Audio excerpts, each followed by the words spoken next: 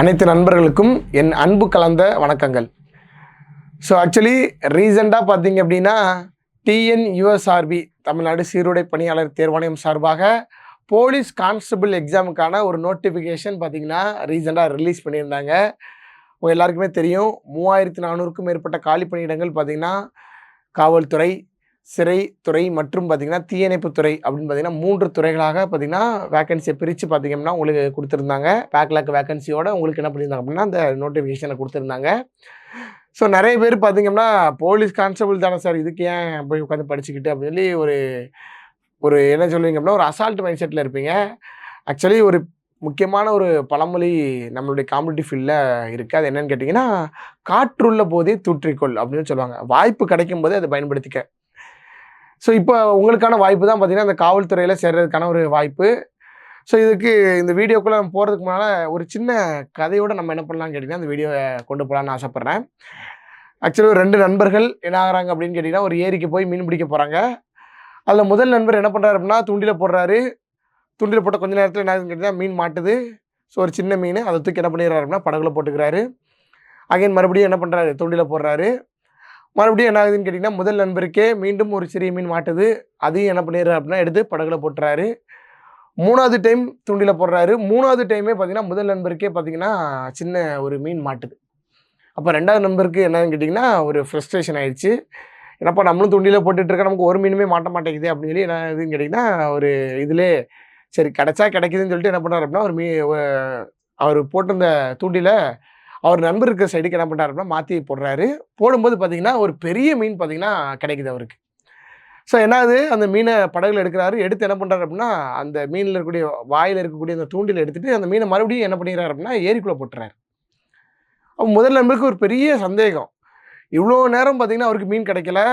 கிடைச்ச மீனையும் அதுவும் பெரிய சைஸில் இருக்கக்கூடிய மீனையும் அவர் என்ன பண்ணிடுறாரு அப்படின்னா உள்ள தூக்கி போட்டுறாரு அப்படின்னு சொல்லி ஒரு பெரிய சந்தேகம் இருந்துச்சு. அகைன் மறுபடியும் என்ன பண்ணுறாங்க அப்படின்னா 2 பேரும் மீன் பிடிக்கிறத கன்டினியூ பண்ணுறாங்க. இப்போ என்ன ஆகுதுன்னு கேட்டிங்கன்னா மறுபடியும் 2வது நண்பருக்கு என்ன ஆகுதுன்னு கேட்டிங்கன்னா ஒரு மிகப்பெரிய மீன் மாட்டுது. மறுபடியும் என்ன பண்ணுறாரு, மீனை எடுக்கிறாரு. அது வாயில் இருக்க தூண்டில் கழட்டுறாரு. மீனை என்ன பண்ணுறாரு அப்படின்னா ஏரிக்குள்ளே போடுறாரு. இப்போ முதல் நண்பருக்கு பெரிய சந்தேகம், என்னடா இது மறுபடியும் பெரிய மீன் கிடச்சிச்சு போட்டாரு அப்படின்னு சொல்லிட்டு என்ன பண்ணுறாரு அப்படின்னா கேட்குறாரு, என்னாச்சுப்பா, ஏன் உனக்கு இவ்வளோ நேரம் மீன் கிடைக்கலையே, இப்போ கிடைச்ச மீன் என்ன பண்ணிட்டார் அப்படின்னா உள்ள தூக்கி போட்டியே, என்ன தான் பிரச்சனை அப்படின்னு சொல்லி கேட்குறாரு. அப்போ 2வது நண்பர் சொல்கிறாரு, நான் கொண்டு வந்த பாத்திரம் ரொம்ப சின்னதாக இருக்குது. ஸோ அதில் இந்த இவ்வளோ பெரிய மீனை வச்சுட்டு போக முடியாது, அதனால நான் என்ன பண்ணிட்டேன் அப்படின்னா தூக்கி கீழே போட்டேன் அப்படின்னு. அப்போ பாருங்கள், வாய்ப்புங்கிறது எப்போ வேணாலும் எப்படி வேணாலும் கிடைக்கலாம். அந்த வாய்ப்புக்கு நம்மளை என்ன பண்ணிக்கணும்னா தயாராக வச்சுக்கணும். இப்போ என்னாதுன்னு கேட்டிங்கன்னா முதல் நண்பர் கோவத்தோட, என்னப்பா நீ பெரிய மீன் கிடைக்குதுன்னு சொல்லி கூட தெரியாமல் இந்த ஏரியில் பெரிய பெரிய மீன்லாம் கிடைக்குமே அப்படின்னு சொல்லி தெரியாமையே நீ மீன் பிடிக்க வந்தேன்னு சொல்லிட்டு என்ன பண்ணுறாருன்னா திட்டிகிட்டே மீன் பிடிக்கிறாரு. முதல் நண்பருக்கு பார்த்திங்கன்னா மறுபடியும் சின்ன சின்ன மீன்களாக மாட்டுது. கடைசியாக பார்த்திங்கன்னா பொழுதும் சாயுது. 2 பேர் திரும்புகிறாங்க. முதல் நண்பருக்கு பார்த்திங்கன்னா சிறிய மீன்கள் நிறைய மீன்கள் பார்த்திங்கன்னா அவர் பிடிச்சிருக்காரு. ஆனால் 2வது நபருக்கும் பார்த்திங்கன்னா ஒரு மீனுமே அதுக்கப்புறம் கிடைக்கல. ஸோ அப்போ இந்த கதையிலேருந்து உங்களுக்கு என்ன தெரிய வருது அப்படின்னா, வாய்ப்புகள் அப்படின்றது நமக்கு எப்படி வேணாலும் அமையலாம். சில பேருக்கு முன்கூட்டி அமையலாம். அவருக்கு பார்த்திங்கன்னா சிறிய வாய்ப்பாக இருக்கலாம். அது எப்படி பயன்படுத்துகிறோம், எப்படி நமக்கு அது தயார் நிலையில் நம்ம இருக்கோமா அப்படின்றத பொறுத்து தான் நம்மளுடைய வாழ்க்கையும் அமையும். ஸோ அதனால் சின்ன கால்ஃபேர் தானே, இதுக்கெல்லாம் போய் படிப்பாங்களா அப்படின்னு சொல்லிட்டு வாய்ப்புகளை தயவு செய்து என்ன பண்ணிட வேணாம் அப்படின்னா வீணாக்கிட வேண்டாம். இது உங்களுக்கான வாய்ப்பு. ஸோ இந்த டிஎன்யூஎஸ்ஆர்பிக்கு நமது சுரேஷ் ஐஏஎஸ் அகாடமி சார்பாக என்ன சார் பிளான் பண்ணியிருக்கீங்க அப்படின்னு பார்த்தீங்க அப்படின்னா, test batch and class batch அப்படின்னு சொல்லி பார்த்தீங்கன்னா 2 பேட்சஸ் பார்த்தீங்கன்னா கன்டினியூ ஸ்டார்ட் பண்ண நம்ம ரெடி ஆகிட்டோம். ஸோ அதில் பார்த்தீங்கன்னா ப்ரீவியஸாக நான் ஆல்ரெடி நல்லா படிச்சிருக்கேன் சார், எனக்கு பார்த்தீங்கன்னா டெஸ்ட்டஸ் இருந்தால் நல்லாயிருக்கும் அப்படின்னு சொல்லி நினைக்கிறவங்களுக்காக நமது அகாடமி சார்பாக பார்த்தீங்கன்னா ஒரு டெஸ்ட் பேட்ச் பார்த்தீங்கன்னா நம்ம கொடுத்துருக்கோம். ஆக்சுவலி பார்த்தீங்கன்னா 2ஆம் நிலை காவலர் மற்றும் தீயணைப்பாளர் மற்றும் சிறை காவலருக்கான ஒரு டெஸ்ட் பேட்ச் தேர்வு தொடர் பார்த்திங்கன்னா கொடுக்கப்பட்டிருக்கு. ஸோ ஆக்சுவலி பார்த்திங்கன்னா இந்த தேர்வு தொடரில் நம்ம எப்படி இந்த தேர்வை நடத்த போகிறோம் அப்படின்றத பார்த்திங்கன்னா இந்த வீடியோவில் பார்க்க இருக்கோம். ஆக்சுவலி பார்த்திங்கன்னா தேர்வு தொடர் 2025 பொறுத்த வரைக்கும் போத் ஆன்லைன் அண்ட் ஆஃப்லைன் 2 சைட்லையுமே நடத்துகிறாங்க. ஆன்லைன் பேட்சாக இருந்தாலும் நீங்கள் எங்கே இருந்தாலும் என்ன பண்ணிக்கலாம்னா வீட்டில் இருந்தே உங்களுக்கு பிடிஎஃப்லாம் வந்துடும் வாட்ஸ்அப் வழியாக. நீங்கள் என்ன பண்ணிக்கலாம்னா டெஸ்டஸ் போட்டுக்கலாம். ஓஎம்ஆர் உங்கள் கையில் கொடுத்துருவாங்க. ஸோ நீங்கள் என்ன பண்ணிக்கலாம்னா டெஸ்ட்டை எப்படி உங்க ஒரிஜினல் டெஸ்ட் நடக்குதோ அதே மேனர்ல நீங்க என்ன பண்ணலாம் அப்படின்னா வீட்ல இருந்தே அதை அட்டெண்ட் பண்ணலாம்.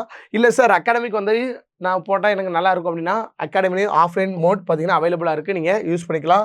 மொத்தம் எவ்வளோ டெஸ்ட் சார் பார்த்தீங்கன்னா தற்போது 24 தேர்வுகள் பார்த்தீங்கன்னா பிளான் பண்ணப்பட்டிருக்கு. ஸோ என்ன பண்ணலாம் அப்படின்னா இன்க்ரீஸ் பண்ணக்கூட சான்சஸ் இருக்கு. ஸோ பார்த்தீங்க அப்படின்னா 24 தேர்வுகள். ஸோ அப்போ 24 தேர்வுகள்னு சொல்லி பார்க்கும்போது என்னென்ன தேர்வுகள் எப்படி அப்படின்னு சொல்லி பார்த்தீங்க அப்படின்னா தேர்வு பார்த்தீங்கன்னா மொத்தம் 20 தேர்வுகள் பார்த்தீங்கன்னா பாட வாரியாக நடத்தப்பட இருக்கு. பாட வாரியாக பார்த்தீங்கன்னா 20 தேர்வுகள் பாட வாரியாக நடத்தப்பட இருக்கு. ஸோ அது போக பார்த்தீங்கன்னா முழு தேர்வு ஃபுல் டெஸ்ட்டும் தமிழ் மொழி தகுதி தேர்வு பார்த்தீங்கன்னா 4. ஸோ 2 கம்பைன் பண்ணி முழு தேர்வோடு சேர்ந்து தமிழ் மொழி தகுதி தேர்வும் பார்த்தீங்கன்னா நடத்த இருக்கிறோம். ஸோ 4 தேர்வுகள் மொத்தம் பார்த்தீங்கன்னா 24 தேர்வுகள் நடத்த இருக்குது. ஸோ அப்போ இந்த 24 டெஸ்டஸும் சேர்ந்துச்சு அப்படின்னா கிட்டத்தட்ட உங்கள் கையில் எவ்வளோ கொஸ்டின்ஸை நீங்கள் ஒர்க் அவுட் பண்ணியிருப்பீங்க அப்படின்னா ஜிஎஸ் அண்ட் சைக்காலஜி அதாவது பொது அறிவு உளவியலை சேர்த்து 1680 தேர்வு கேள்விகளை நீங்கள் எடுத்துக்குவீங்க. ஆக்சுவலி உண்மையை சொல்ல போனோம் அப்படின்னா 1680 கொஸ்டினா அப்படின்னு கேட்டிங்கன்னா உண்மையாகவே அப்படி கிடையாது. ஒவ்வொரு கொஸ்டினுக்கும் 4 ஆப்ஷன் வச்சுருக்காங்க. ஸோ அந்த 4 ஆப்ஷனுமே பார்த்தீங்கன்னா அந்த கொஸ்டினுக்கு ரிலேட்டடாக அந்த கொஸ்டின் ரிலேட்டடாக வேறு எப்படி கொஸ்டின் கேட்கலாம் அல்லது அதோட ரிலேட்டடாக இப்போ ஒரு எக்ஸாம்பிளுக்கு பார்த்தீங்க அப்படின்னா மதுரையில் இருக்கக்கூடிய ஒரு கோயிலை கட்டினது யாரு அப்படின்னு சொல்லி கேட்டாங்க அப்படின்னா அதுக்கு கீழே பார்த்தீங்கன்னா 4 மன்னர்கள் பெயர்கள் கொடுக்கப்பட்டிருக்கு அப்படின்னா அந்த 4 மன்னர்களும் ஏதாவது ஒரு கோயிலை கட்டியிருப்பாங்க. ஸோ அப்போ பார்த்தீங்கன்னா ராஜசிம்மன் அப்படின்னு சொல்லி கொடுத்தாங்க அப்படின்னா அவர் கட்டிய கோயில். அதே மாதிரி பார்த்தீங்க அப்படின்னா ராஜராஜ சோழன் அப்படின்னு சொல்லி கொடுத்துருந்தாங்கன்னா அவர் கட்டிய கோயில். இப்படி பார்த்தீங்க அப்படின்னா உங்களுக்கு பார்த்தீங்கன்னா ஒரு கொஸ்டின் அப்படின்னு சொல்லி எடுத்துக்கிட்டீங்க அப்படின்னா அதுக்கு 4 ஆப்ஷன் சேர்த்தாங்கன்னா 1680 இன்ட்டு பார்த்தீங்கன்னா 4 போட்டிங்க அப்படின்னா அரௌண்ட் உங்கள் கையில் கிட்டத்தட்ட எத்தனை கொஸ்டின்ஸ் வந்து சேர்ந்துருக்கும் அப்படின்னா கிட்டத்தட்ட 6500க்கும் மேற்பட்ட கேள்விகள் உங்கள் கையில் இருக்கும். ஸோ ஆக்சுவலி ஒரு டெஸ்ட்டை நம்ம அப்படி தான் அப்ரோச் பண்ணோம். ஸோ அப்போ பார்த்தீங்கன்னா கேள்விகளாக மொத்தம் எத்தனை கேட்டிங்கன்னா 1680 அது ஆப்ஷனோடு நீங்கள் பிரித்து பார்க்கும்போது 6600க்கும் மேற்பட்ட கேள்விகள் உங்கள் கைக்கு கிடைச்சிருக்கும். ஸோ தமிழ் மொழி தகுதி தேர்வை பொறுத்த வரைக்கும் 400 கேள்விகள் 4 தேர்வுகளாக நடத்தப்படுது. 100 கொஸ்டினாக வச்சு 400 கொஸ்டின் பார்த்தீங்கன்னா உங்களுக்கு இந்த தமிழ் மொழி தகுதி தேர்வில் கேட்கப்படுது. கிட்டத்தட்ட 24 தேர்வுகளை உள்ளடக்கியது. அனைத்து வினாக்களும் பள்ளி பாடப்புத்தகத்தில் இருந்து தான் கேட்கப்படும். ஒரு கொஸ்டினாவது பார்த்தீங்கன்னா வெளியே ஓனா எங்களோட இஷ்டத்துக்கு அப்படி கேட்போமான்னு கேட்டிங்கன்னா அப்படி கிடையாது. எல்லாமே ஸ்கூல் புக்கில் இருந்து மட்டும்தான் கேட்கப்பட இருக்குது. உங்களுக்கு தெரியுமா, அறிந்து கொள்வோம், தெரிந்து கொள்வோம் பள்ளி பாடப்புத்தகங்களுக்கு வினாக்களுக்கு தனி கவனம் செலுத்தப்படும். ஏன்னா பொதுவாகவே உங்களுக்கு எல்லாருக்குமே தெரியும் எஸ்ஐயாக இருக்கட்டும் டிஎன்யூஎஸ்ஆர்பியோட பிசியாக இருக்கட்டும் அதிகபட்சமான கேள்விகள் பாக்ஸ் கண்டென்ட் அறிந்து கொள்வோமா புக் பேக் கொஸ்டின்ஸ் இந்த மாதிரி தான் கேட்பாங்க. அதுக்கு தனி கவனம் செலுத்தி அதிகமான கேள்விகள் அதில் கேட்கறதுக்கான சான்சஸோட கொஸ்டின்ஸை செட் பண்ண போகிறோம். 1680க்கும் மேற்பட்ட வினாக்கள் நம்மளுடைய பார்வையில் 6500 அதை மறந்துடாதீங்க. அடுத்து பாருங்கள் தேர்வு முடிந்த பிறகு விளக்க வகுப்புகள் நடைபெறும். அப்படின்னா என்னென்னு கேட்டிங்கன்னா ஸோ இப்போ நான் சொல்லிட்டேன்ல ஒவ்வொரு ஆப்ஷனுக்குமே பார்த்தீங்கன்னா ஒவ்வொரு கொஸ்டினுக்குமே 4 ஆப்ஷன் இருக்குது. அப்போ அந்த 4 ஆப்ஷனுக்கு என்ன விளக்கங்கள் அப்படின்றதுக்கு தனியாக வகுப்புகள் நடைபெறும். ஒரு டெஸ்ட் முடித்தோடனே கரெக்ஷன் கிளாஸ் அப்படின்னு சொல்லி வைப்பாங்க. அதில் நீங்கள் அந்த கொஸ்டின் எப்படி அப்ரோச் பண்ணணும், எது கரெக்டான ஆன்சர், எதில் மிஸ்டேக் பண்ணியிருப்பீங்க, அது எப்படி நம்ம ரெக்டிஃபை பண்ணணும், அதோட ரிலேட்டடாக என்னென்ன விஷயங்கள் நம்ம பார்க்கணும், அது எல்லாத்தையும் சேர்த்து இந்த விளக்க வகுப்புகளில் நடத்துவாங்க. ஓஎம்ஆரை உடனடியாக திருத்தப்பட்டு மதிப்பெண்கள் எஸ்எம்எஸ் மூலமாக அனுப்பப்படும். ஸோ ஓஎம்ஆர் பார்த்தீங்கன்னா உங்களுக்கு அப்போவே திருத்திடுவாங்க. திருத்திட்டு என்ன பண்ணுவாங்கன்னு கேட்டிங்கன்னா அப்போவே மீன்ஸ் பார்த்தீங்கன்னா இன்றைக்கி நீங்கள் எழுதுறீங்க அப்படின்னா இன்றைக்கி ஈவினிங்குள்ளே உங்களுக்கு என்ன ஆயிருன்னு கேட்டிங்கன்னா நீங்கள் எவ்வளோ மார்க் ஸ்கோர் பண்ணியிருக்கீங்க, ஜிஎஸ்ல எவ்வளவு, சைக்காலஜியில் எவ்வளோ அப்படின்னு சொல்லி உங்களுக்கு செப்பரேட் பண்ணி என்ன பண்ணிடுவாங்க அப்படின்னா மார்க் அனுப்பிச்சிடுவாங்க. எஸ்எம்எஸ் மூலமாக என்ன பண்ணிடுவாங்க அப்படின்னா உங்களோட மொபைலுக்கே உங்களுடைய மார்க்கு வந்துடும். இத்தேர்வு ஆன்லைன் ஆஃப்லைன் இந்த இரு வழிகளையுமே நடைபெறும் அப்படின்னு சொல்லி கொடுத்துருக்காங்க. ஓகேவா, இது இந்த தேர்வுடைய ஃபீச்சர்ஸாக கொடுக்கப்பட்டிருக்கு. சரி பாருங்கள் எப்படி சார் கொஸ்டின்லாம் செட் பண்ணுறீங்க அப்படின்னு சொல்லி பார்த்தீங்க அப்படின்னா எப்பப்போ டெஸ்ட்டு நடக்க போகுது அப்படின்னா முதல் தேர்வு எப்போ ஸ்டார்ட் ஆகுதுன்னு பார்த்தீங்கன்னா 1/9/2025 முதல் நாள்லேயே நீங்கள் என்ன பண்ணிருங்க அப்படின்னா ஒரு முக்கியமான நல்ல காரியத்தை ஸ்டார்ட் பண்ண ஆரம்பிச்சிடுறீங்க. செப்டம்பர் 1 பார்த்தீங்க அப்படின்னா இந்த தேர்வுடைய முதல் தேர்வு நடைபெறக்கூடிய நாள் செப்டம்பர் 1. ஓகேவா, ஸோ அப்போ பாருங்கள் முதல் தேர்வு செப்டம்பர் 1 திங்கட்கிழமை தான் நடத்த இருக்கிறாங்க. ஸோ ஒவ்வொரு தேர்வுக்கும் இடையில எவ்வளோ நாள் கேப் விட்டுருக்காங்க அப்படின்னா நீங்கள் நல்லா படித்து எக்ஸாம் எழுதணும் அப்படின்றதுக்காக நம்பர் ஆஃப் டெஸ்ட்டை குறைச்சி படிக்கிறதுக்கான டைமை உங்களுக்கு இம்ப்ரூவ் பண்ணி கொடுத்து சிலபஸையும் நல்ல செம்மையாக செட் பண்ணியிருக்காங்க. ஆக்சுவலி பார்த்தீங்க அப்படின்னா உங்களுக்கு எப்படி செட் பண்ணியிருக்காங்கன்னா science, social science, Tamil, psychology. Actually இந்த 4 தான் உங்களுக்கு என்னன்னு கேட்டிங்கன்னா சிலபஸே. அப்போ என்ன பண்ணிட்டாங்க அப்படின்னா இந்த 4யுமே எல்லா டெஸ்ட்டுக்கும் நீங்கள் படிக்கிற மாதிரி என்ன பண்ணியிருக்காங்க அப்படின்னா அந்த கொஸ்டின் பேப்பரை செட் பண்ணியிருக்காங்க. சயின்ஸுன்னு பார்க்கும்போது ஃபிசிக்ஸு, கெமிஸ்ட்ரி, பயாலஜி அப்படியே வருது. இதே உங்களுக்கு சோசியல் சயின்ஸை பொறுத்த வரைக்கும் ஃபஸ்ட்டு உங்களுக்கு பார்த்தீங்கன்னா சோசியல் சயின்ஸோட பருவங்கள் ஒவ்வொரு பருவங்களாக பார்த்தீங்கன்னா உங்களுக்கு ஹிஸ்ட்ரி, பாலிட்டி, எக்கனாமி, ஜாகிரஃபின்னு சொல்லிட்டு பார்த்தீங்கன்னா வரிசையாக ஒவ்வொரு பருவங்களாக பார்த்தீங்கன்னா நீங்கள் படிக்கிற மாதிரி கொடுத்துருக்காங்க. ஸோ எப்படி கொடுக்கப்பட்டிருக்கு அப்படின்னு கேட்டிங்கன்னா முதல் டெஸ்ட்டு 6ஆம் வகுப்போடைய முதல் பருவம், அடுத்த டெஸ்ட்டாக 6ஆம் வகுப்போடைய 2ஆம் பருவம். இப்படி பார்த்தீங்கன்னா ஒவ்வொரு வகுப்பு வாரியாக பார்த்தீங்கன்னா நீங்கள் படிக்கும்போது இப்போ நம்ம 6ஆம் கிளாஸில் படிக்கும்போது 20 கண்டென்ட் தெரிஞ்சுக்கிறோம் வைங்களேன். 7ஆம் கிளாஸ் போகும்போது அந்த 20ஓட சேர்ந்து இன்னொரு 5 சேரும். 8ஆம் கிளாஸ் போகும்போது அதோட இன்னொரு 5 சேரும். 9ஆம் போகும்போது அடுத்து இன்னொரு 5 சேரும். 10ஆம் வகுப்பு போகும்போது பார்த்தீங்கன்னா 50 விஷயங்கள் மொத்தமாக உங்களுக்கு கிடைச்ச மாதிரி ஆயிரும். ஸோ அப்போ ஸ்டெப் பை ஸ்டெப்பாக என்ன பண்ணியிருக்காங்க அப்படின்னா உங்களுக்கு அந்த டிஃபிகல்ட்டி லெவலை இன்க்ரீஸ் பண்ணுற மாதிரி இந்த கொஸ்டினை செட்டப் பண்ண போகிறாங்க. ஸோ அப்போ பாருங்கள் அறிவியல், சமூக அறிவியல், தமிழ், உளவியல் அப்படின்னு சொல்லி என்ன பண்ணிட்டாங்க அப்படின்னா 4 சப்ஜெக்ட்டுமே உள்ளே வர மாதிரி எதுவுமே மிஸ் ஆகி போகாதபடி இந்த கொஸ்டின் பேப்பரை செட் பண்ணுறாங்க. ஸோ அறிவியல்னு எடுத்துக்கிட்டோம்னா முதல் தேர்வுக்கு அறிவியல் 6ஆம் வகுப்பு அறிவியலில் முதல் பருவம், சமூக அறிவியல்னா 6ஆம் வகுப்பு சமூக அறிவியலில் முதல் பருவம், அடுத்து 6ஆம் வகுப்பு தமிழில் முதல் பருவம். உளவியலை பொறுத்த வரைக்கும் ஒத்தத்தன்மை, எண்ணியல், சராசரி அப்படின்றது பார்த்தீங்கன்னா 3 டாப்பிக்காக இந்த மாதிரி டாப்பிக்கே என்ன பண்ணிட்டாங்கன்னா ஸ்ப்ளிட் பண்ணி உங்களுக்கு கொடுத்துட்டாங்க. ஸோ அப்போ 6ஆம் வகுப்போடைய முதல் பருவத்தை மட்டும் நீங்கள் சயின்ஸு, சோசியல் சயின்ஸு, தமிழில் முடித்து சைக்காலஜியில் இந்த 3 டாப்பிக்கும் முடிச்சிட்டிங்க அப்படின்னா முதல் தேர்வு ஓவர். இது ஆக்சுவலி உண்மையாக சொல்லப்போனால் இது படிக்கிறதுக்கு நமக்கு ஒரு நாள் கூட தேவைப்படாது. ஆனால் டீட்டெயிலாக நல்லா தெளிவாக உட்காந்து படிக்கிறதுக்காக இவ்வளோ டைம் உங்களுக்கு அலாட் பண்ணி கொடுத்துருக்காங்க. அந்த டைமை யூஸ் பண்ணிக்கங்க நண்பர்களே. அடுத்து பாருங்கள் 2ஆம் தேர்வு பார்த்தீங்கன்னா முதல் தேர்வு 1ஆம் தேதி நடக்குது. 2ஆம் தேர்வுக்கு பாருங்கள் 2ஆம் தேதி 3ஆம் தேதி கேப்பு, 4ஆம் தேதி அடுத்த எக்ஸாம். ஆக்சுவலி 2 நாள் ஃபுல் டே உங்களுக்கு லீவ் கிடைக்குது.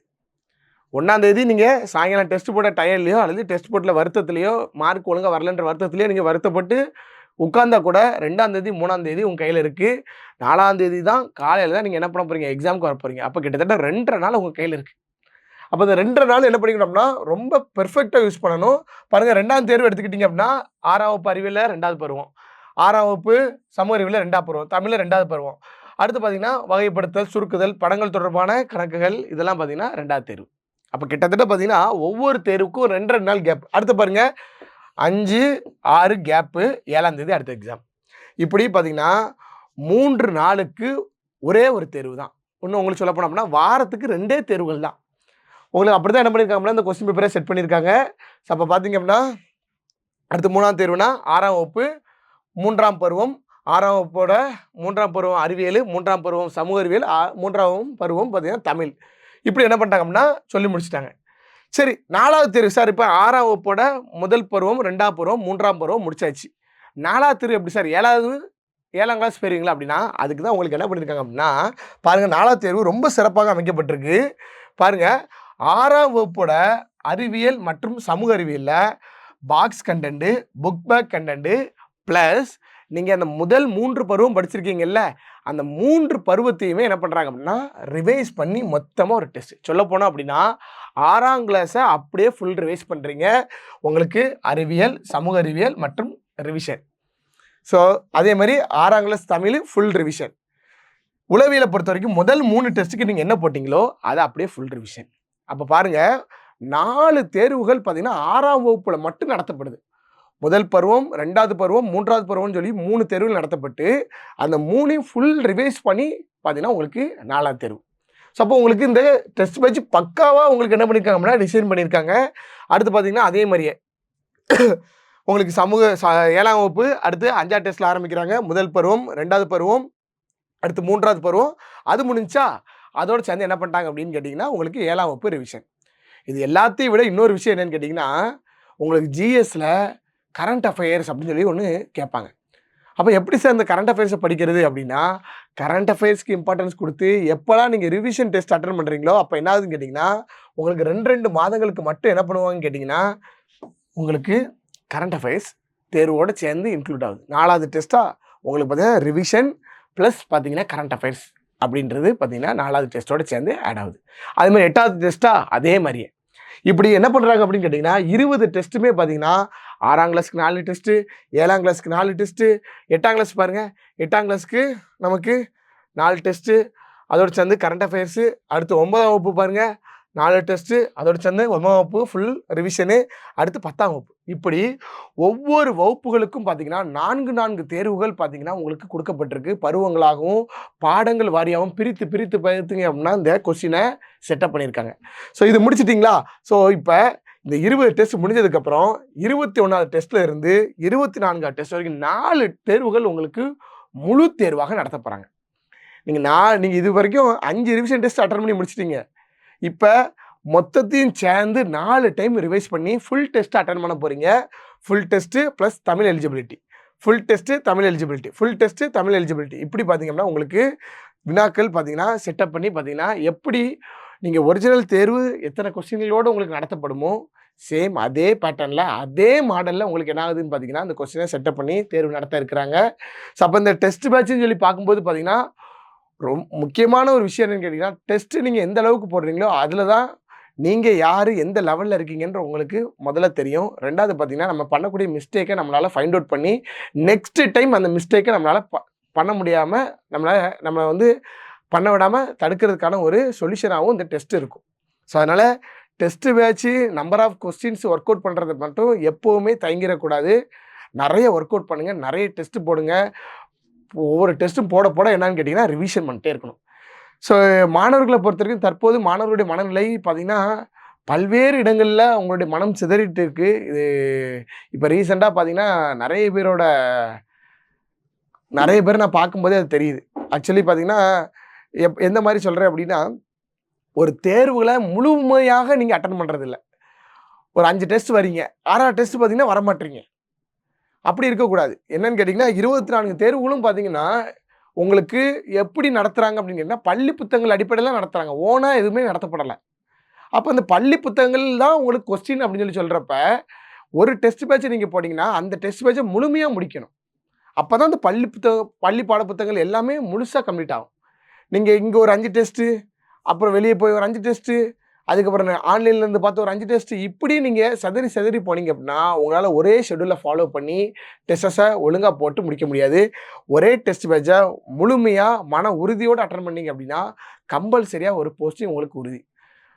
முக்கியமாக சப் இன்ஸ்பெக்டர் எக்ஸாமுக்கு படித்து சப் இன்ஸ்பெக்டர் எக்ஸாம் ஆல்ரெடி எழுதிட்டு இருக்கக்கூடிய நண்பர்கள் உங்களுக்கான வாய்ப்பு இது. தயவுசெய்து இதை பயன்படுத்தி கொள்ளுங்கள். ஸோ டெஸ்ட் பேட்ச் 1ஆம் தேதி செப்டம்பர் ஆரம்பிக்க இருக்குது. இந்த வாய்ப்புகளை பயன்படுத்தி கொள்வீங்க அப்படின்னு சொல்லி உறுதியாக நம்புகிறேன். நன்றி, வணக்கம்.